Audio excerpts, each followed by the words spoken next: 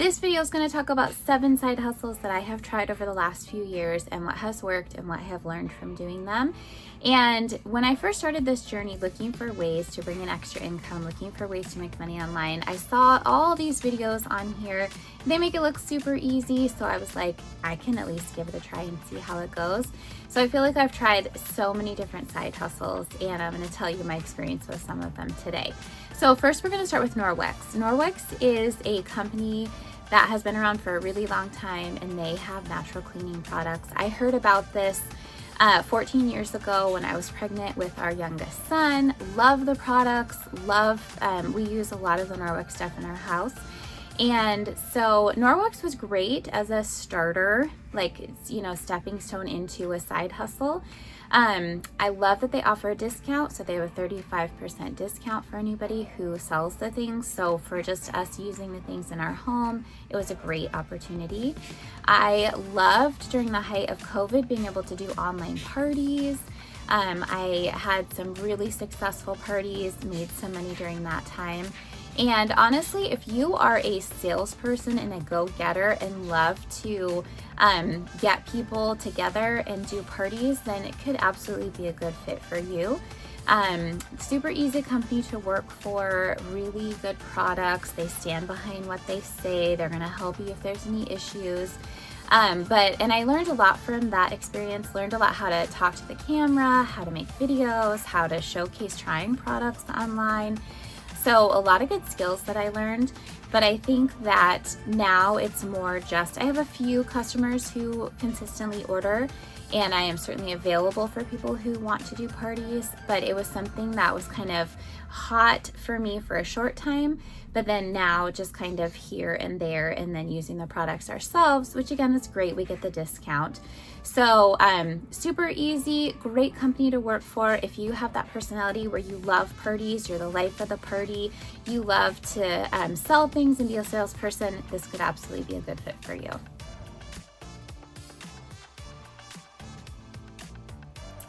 Next up on our list is eBay, a classic. So I actually started eBay in 2005. So right after I'd gotten married, Dan and I would go garage sailing and look for things to sell, and had a little bit of success finding things. And what I found with eBay is it's a super easy company to work for, really easy to upload things, really easy to do research. They have a feature you can take pictures of items even on the spot, and they'll give you a feel for how many have sold, what they're listed for, all of that. So all of that's ridiculously easy. I have a storefront. It costs $27.95 every month. So again, not a huge expense. And my goal with eBay is just simply to make enough to cover that fee and then maybe a little bit extra. So we have over 700 things listed in our store, some of which have been in there for literally years. Because I am in no huge need to get these things out of our house, I have just priced them at the time when I listed them how I saw was appropriate, and have left them there. So I definitely get up my eBay game. I could definitely price things more competitively. I could clear out quite a bit of my stash, I'm sure. But love eBay as a company. I find them really easy to work for, really easy to list things. I think it's cost effective.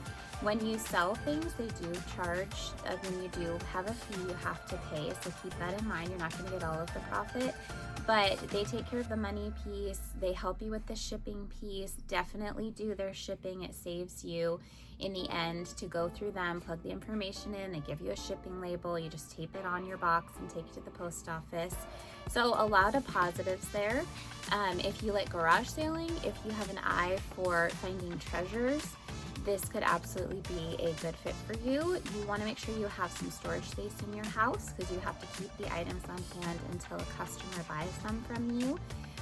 So that's something to keep in mind. But love my eBay business. Again, it doesn't make me tens of thousands of dollars. It's a little bit here and there, depending on what you have in your store. Obviously, if you have higher priced items or things that are more desirable, they're going to sell quicker. So love eBay. Lots of great things about it.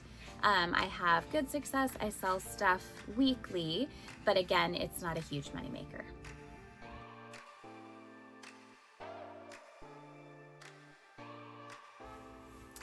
So let's talk about books. So I saw a ton of videos of people who would get the little scanner and go to thrift stores and scan a bunch of books and send them in and make money. So why not give it a try? And we actually had a really fabulous deal with the local thrift store who would let us come once a week and collect all the books that they had taken off their shelves and were ready to part with. And then we would load them all up and bring them home and scan them and then go find a place to get rid of the ones that didn't sell and package up the ones that did. So had mixed success with this. We used Scout IQ, which was a fabulous app to use to scan the books. It would light up green if it was a good one, red if it wasn't. And some of them we would put then in our eBay store, and a lot of them I would send to Amazon. And so we had free inventory that would come. And I did it for at least a year, and eventually got to the point where it just took too long to go over there, to load all the books up, to scan all the books, to ship them different places. And I also found that Amazon, for me in this particular application, charged a lot in fees. So if you can only have them in your warehouse for 6 months, and then you have to pay to either ship them back to you or they incinerate them. And some of the books didn't sell in that time. So I was finding every so often I would have these huge $100, $200 fees because they'd have to incinerate books, or I would get boxes of books back to me. I guarantee you, after going through them and shipping them out, I did not want them coming back to me. So in the long run, we found that we could make a little bit of money, but it wasn't worth the time that we put in. And also, I didn't love all the Amazon fees. So again, if you have lots of time, it's really easy to do. Amazon will tell you where to ship the books to, but you're paying to ship them.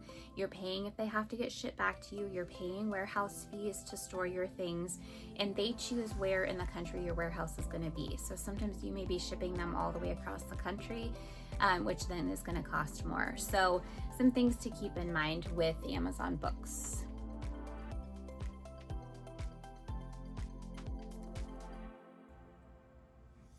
So let's talk about Etsy. So last summer, I had just finished up at school, decided it would be fun to have something to try over the summer. And so I found some of the kids' little artwork, cute little pictures, and we came up with some t-shirt designs. We went through Printify to actually print our designs and do the shipping part, which was awesome. Great company to work for, really easy to use. Canva was great for designing, and then you could upload them to Printify, and then it would connect to an Etsy store. So once you have all those pieces in place, it's automatic and great. We ended up with over 1,000 designs on Etsy because I had all summer off from working in the school, and I had all these great ideas and funny sayings and kids artwork, and my high schoolers would tell me funny things that they're saying that we'd put on t-shirts, and I would do old school Gen X stuff. And so this wide variety of ideas would be on t-shirts.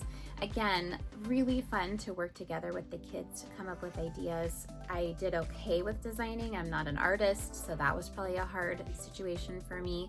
And Etsy charges you per listing on their site. So while we have all of these listings out there, which is great for people to choose from, every month you're paying to offer those listings on Etsy. So in the long run, we have had 12 sales over the last year, which, yay, that's great. That's 12 sales we've made. Great for those people. People seem to be happy with our designs, but that's definitely not enough to sustain the amount of things we have. It's not making money for us in the long run. So again, I have to go do the work of weeding some out, decide which ones we want to keep, if any, whether it even makes sense to keep an Etsy shop open. But if you have a great design idea, whether it's designing any number of products, Etsy I find is really easy to work with. A company like Printify, great to connect those two. When an order is placed on Etsy, Printify automatically will take the order and print it off, so you actually are hands off. I always just double check and make sure it gets shipped, but they connect and work through all of that. So once it's out there, your job is pretty much done. So that's really nice. And if you're super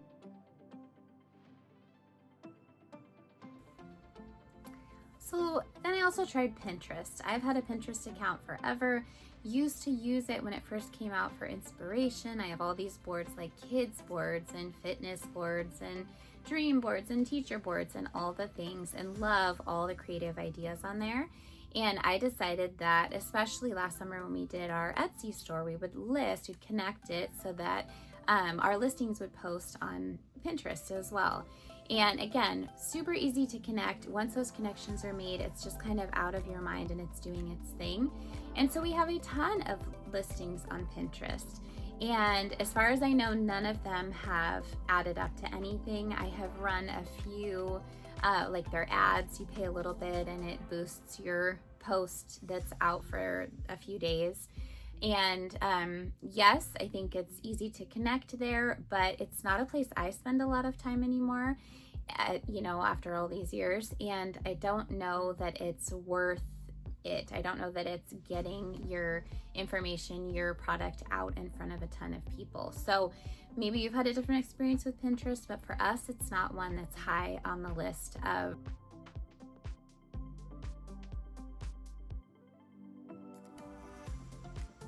So let's talk about affiliate marketing. So you can go onto Amazon, any product that you want, and there is a place at the top of the page to get your specific code.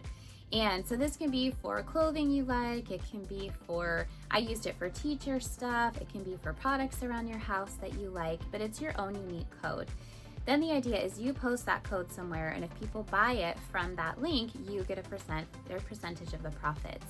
So we decided to give that a try. I have a blog that I've had for a long time, and I created posts around certain things like top tutoring games or products I actually use around my house, or clothes that are a great fit, or games to play with the kids, or whatever it happens to be. And we would put our affiliate links in there, so it made it easy for people. I also post a few things on Facebook if I saw things that I liked. And so super easy to sign up for, really easy to get the specific code for you. And I even had success posting it in a few different places. But again, we didn't have a very big return. Maybe if your codes are up for millions of people, then you have a handful buy, you're going to make some money. But for the very small audience that I had, I didn't find the affiliate links very worth the time and effort that went into creating the blog posts or creating the pictures or whatever. So could be successful. Probably you'll have better success than me. But for us, in our limited try of it, we didn't find it super successful.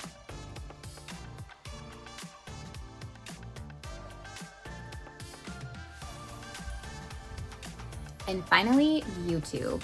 So we've had a YouTube channel for a few years now, and it's just been a fun place to post just daily things that I've noticed, things that I've gone through, just trying to connect with people. Maybe their experience has been something similar. Maybe it can, it's always nice to feel like someone understands you.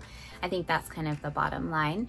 And what I thought was just all these random things. I think I've just been looking for a purpose for what this is going to be. So we tried with YouTube, posting just videos of experiences and things throughout the day. YouTube is super easy to upload to, really easy to set up. So that part is great. Super easy to put your description in, hashtags, all of those things. It's very user friendly. I only have 100 followers. You have to have 1,000 to be able to start monetizing. So we're a long way off from being able to make money from a channel like this. But I know lots of people do and have great success. So if you have things that you want to share on YouTube, your story, or things that you've learned, or things that you have done that have worked for you, I encourage you to go start a YouTube channel. We can always learn from each other and learn new things about the world that we live in. So absolutely give it a try. Hopefully you'll be able to monetize. Maybe someday we'll be able to, but as far as a moneymaker, it hasn't gotten to that point for us yet.